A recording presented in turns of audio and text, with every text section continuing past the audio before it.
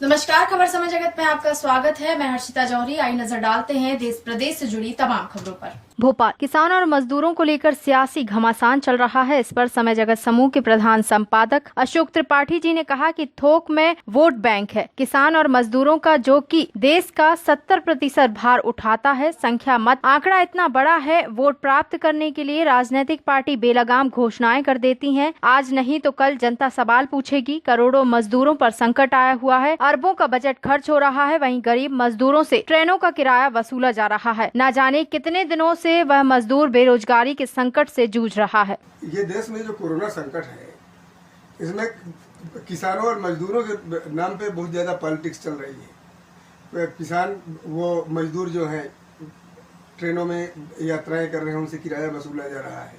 ऐसा लगता है कि कहीं ये वर्ग जो है, मजदूर वर्ग जो है, प्रताड़ित हो रहा है। तो देश और प्रदेश में मजदूरों के नाम पे सियासत, आखिर ये छलावा चलेगा कब तक? क्या लगता है आपको? देखिए, लोकतंत्र जहाँ एक सुशासन का सुखद संकेत है, वहीं लोकतंत्र में सबसे बड़ा दुर्भाग्य है कि सिरों की गिनती होती है, चाहे राष्ट्रपति का मत हो और चाहे किसी मजदूर का। उसका मूल्य की तो थोक में वोट बैंक है किसान और मजदूर, जो कि देश का 70 से 75% भाग हो जाता है। तो इसी के नाम पर बात होती है हमेशा। लेकिन ये संख्यात्मक आंकड़ा इतना बड़ा है, तो एक छोटी सी भी राशि एक बड़ी राशि बन जाती है। तो घोषणाएं बेलगाम करना, वोट प्राप्त करने के लिए चुनाव के समय खूब बयानबाजी करना, कोई भूखा नहीं सोएगा, कोई बेरोजगार नहीं रहेगा, तमाम बात होती है। लेकिन जब वास्तव में ये कष्ट में आते हैं तो सारी हकीकत सामने आ जाती है। जब सब्जी, फल और टमाटर सड़कों पर फिक रहे हैं, वो खेतों में मवेशी को चरने के लिए भेज रहे हैं, तब क्यों आंखें नहीं खुलती? तमाम बातें करेंगे प्रोसेसिंग इंडस्ट्रीज की, तब केचप की या लहसुन बेस्ड, अदरक बेस्ड या सोयाबीन बेस्ड क्यों फैक्ट्रियों पर काम नहीं किया जाता? क्यों यूनिट नहीं लगाया जाता? क्यों फाइनेंस नहीं किए जाते? अभी हाल के कोरोना संकट में चूंकि किसान तो जहां है वहीं है, मजदूरों के सामने, करोड़ों मजदूरों के सामने देश में ही संकट आया हुआ है। इसमें कहीं ना कहीं निर्णय में चूक हो गई।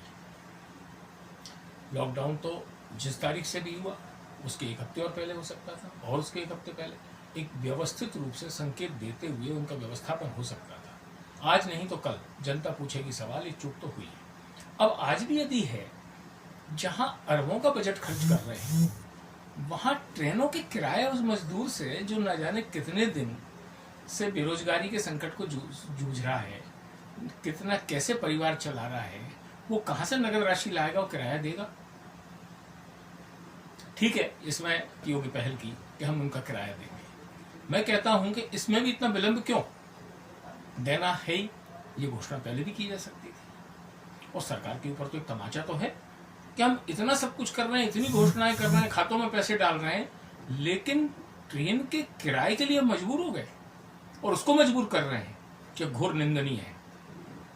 ये सरकार की जवाबदारी है कि हर मजदूर को उसके स्थान पर रोजगार उपलब्ध कराए, और उसको स्थान पर रोजगार नहीं मिला, इसलिए वह विस्थापित होकर अन्य राज्यों में गया।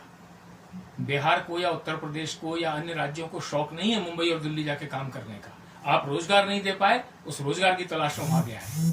आज संकट की घड़ी आई है, आपकी जवाबदारी है कि उसको सुनिश्चित और सुव्यवस्थित रूप से, सुरक्षित रूप से, स्वस्थ अवस्था में उसको उसके स्थान पर भेजना चाहिए। उसमें भी यही सियासत चल रही है। ये बड़ा दुर्भाग्यपूर्ण बात है कि वोटों की राजनीति करने वाले, कोई सत्ता पक्ष हो चाहे विपक्ष हो, उन मजदूरों के नाम पर वोटों का एक जखीरा प्राप्त करते हैं और आज बेबस और बेचारे सड़कों पर पड़े हैं, किस दुर्दशा में जी रहे हैं, ये देखने की फुर्सत किसी को नहीं है। आज भी बयानबाजी से उन पर एक मनोवैज्ञानिक प्रभाव डाल के हम तुम्हारे साथ खड़े हैं, लेकिन तुम कहाँ खड़े हो? वो तो सड़कों पे न जाने कितने हफ्तों से खड़ा है, भूखा खड़ा है। ये इसलिए ये शब्द कहने में कोई बुराई नहीं है कि किसानों और मजदूरों के नाम पर सियासत अब तक, रियायत के नाम पर छलावा होगा कब तक? देश प्रदेश से जुड़ी तमाम खबरों से रूबरू रहने के लिए देखते रहिए खबर समय जगत।